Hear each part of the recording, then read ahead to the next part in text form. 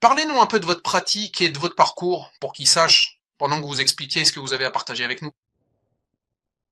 Bien sûr, avec plaisir. Je suis neuropsychologue, ce qui veut dire que, en gros, je m'intéresse au fonctionnement du cerveau.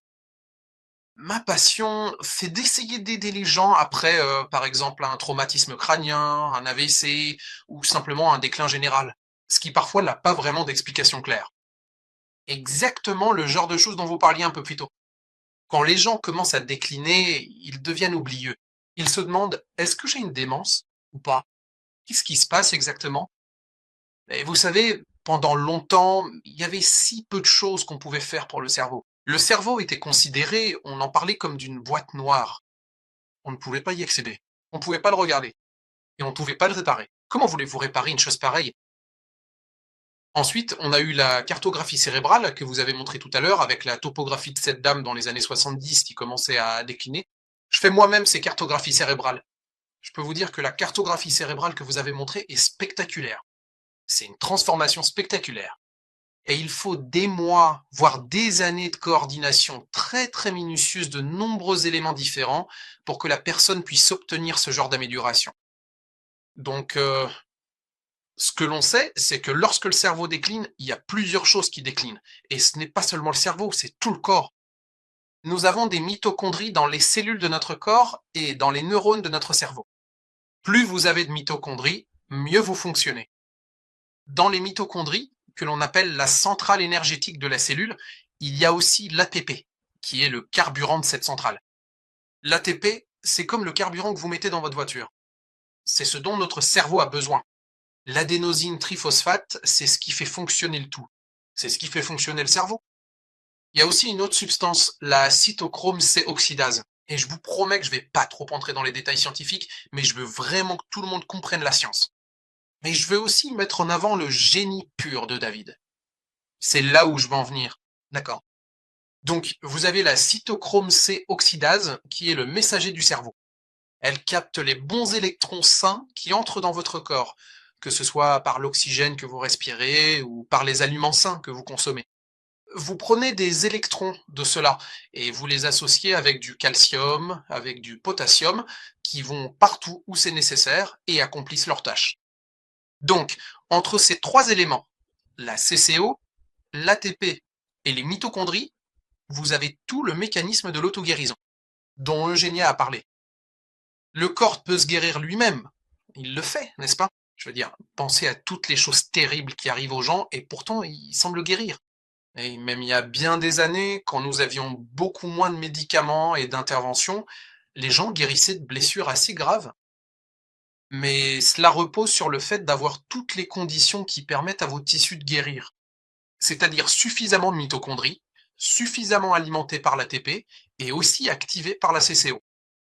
Ensuite, nous parlerons des cellules souches, qui représentent une autre dimension de tout cela. Donc, d'abord, la première chose que je veux partager avec tout le monde, c'est ceci.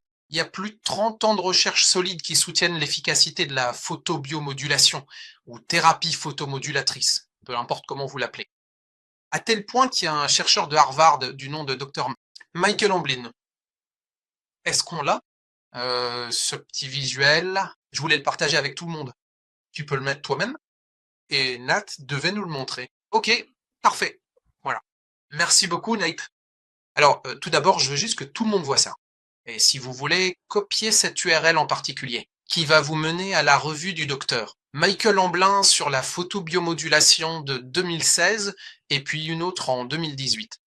Dans la première, la revue de 2016, il aborde la science de la photobiomodulation de façon très détaillée. C'est un article incroyable. C'est tout simplement époustouflant. Donc ici, je vous ai aussi partagé, si on peut descendre un peu, les mitochondries. Voilà à quoi elles ressemblent. Elles contiennent les replis même de l'ADN de votre cerveau. C'est tout le programme. Vous savez, sans le programme, où allez-vous? Comment allez-vous réparer quoi que ce soit? Comment allez-vous prendre soin de ce cerveau qui doit faire le ménage chaque jour après l'usure de la journée? Donc, vous comptez sur le bon fonctionnement de l'ADN. Vous avez l'ATP ici, les particules d'ATP synthase sont là où l'ATP se forme. D'accord, maintenant on descend encore un peu. Ce que je veux vous montrer sur la diapositive suivante, c'est où va le CCO. La cytochrome C oxydase se déplace vers toutes ces différentes zones que vous voyez. Sur la droite, en vert, ce sont les plantes. Bon, ne nous inquiétons pas pour les plantes. Mais elles semblent plutôt bien se débrouiller toutes seules. Ben nous, il faut qu'on prenne soin de nous, non? Donc, dans le corps humain, regardez toutes les actions que le CCO accomplit. Vous devez stimuler votre CCO, n'est-ce pas? Et vous devez aussi augmenter votre ATP. Je pense qu'on est tous d'accord là-dessus. Passons à la diapositive suivante. C'est la plus passionnante de toutes. C'est la représentation de Michael Amblin, et je veux vraiment insister là-dessus. Ce sont ces découvertes issues directement de la recherche, retrouvées dans des cerveaux de rats et de souris. Ce sont donc des résultats concrets. Ce n'est pas une théorie. Ce n'est pas je pense que c'est ce qui se passe. C'est ce qui se passe réellement, comme cela a été documenté. Quand on éclaire le cerveau avec de la lumière, on observe une réduction de l'inflammation, un effet anti-inflammatoire, ainsi qu'une diminution de l'œdème, c'est-à-dire l'accumulation de sang dans des zones où l'on ne souhaite pas en avoir autant. On favorise le drainage lymphatique, ce qui permet une meilleure circulation. De votre LCR, votre liquide céphalorachidien, et de toutes les différentes substances dans votre cerveau qui doivent circuler à différents endroits au cours de la journée. On observe une augmentation du flux sanguin, on obtient des cellules progénitrices neuronales qui aident à fabriquer de nouveaux neurones. Oui, il est nécessaire de produire de nouveaux neurones. Les neurones de notre cerveau sont remplacés tous les 7 à 8 mois. Si vous ne les remplacez pas, vous avancez tant bien que mal avec des neurones défaillants, comme si vous marchiez avec des béquilles. La synaptogénèse, c'est la formation de nouveaux souvenirs. Les neurotrophines sont les éléments dont vous avez besoin comme précurseurs pour fabriquer les neurones. La SOD, on connaît déjà ce terme, c'est essentiellement associé à la santé et au nettoyage, aux antioxydants du cerveau. La survivine est liée au télomère, c'est-à-dire à la durée pendant laquelle vous allez garder votre cerveau, à la durée pendant laquelle votre ADN va continuer à fonctionner pour vous. C'est lié à la survivine. L'anti-apoptose consiste à empêcher la mort des cellules. L'apoptose, c'est lorsque le cerveau élimine essentiellement les cellules mourantes. Donc, toutes ces bonnes choses se produisent quand vous apportez de la lumière dans le cerveau, n'est-ce pas? Bon, maintenant on va descendre un peu plus loin. Et je veux vous montrer comment je travaillais dans mon cabinet. Et je travaille encore dans mon cabinet avec ce genre de matériel, des équipements coûteux sur lesquels vous dépensez des dizaines de milliers de dollars pour chaque appareil, que ce soit des sondes ou des matrices. Comme sur la photo du bas, ce sont des choses que l'on applique sur le corps des gens. Ils viennent, ils paient pour tout ce temps. Cela implique que les praticiens leur administrent ce traitement et doivent venir fréquemment dans la semaine, pendant plusieurs semaines, voire plusieurs mois. Donc, quand mon pote, comme tu l'as mentionné, Steve, mon ami neurologue, un génie, le docteur, Whitman est venu me voir et m'a dit Hey, j'ai ce patch magique pour toi.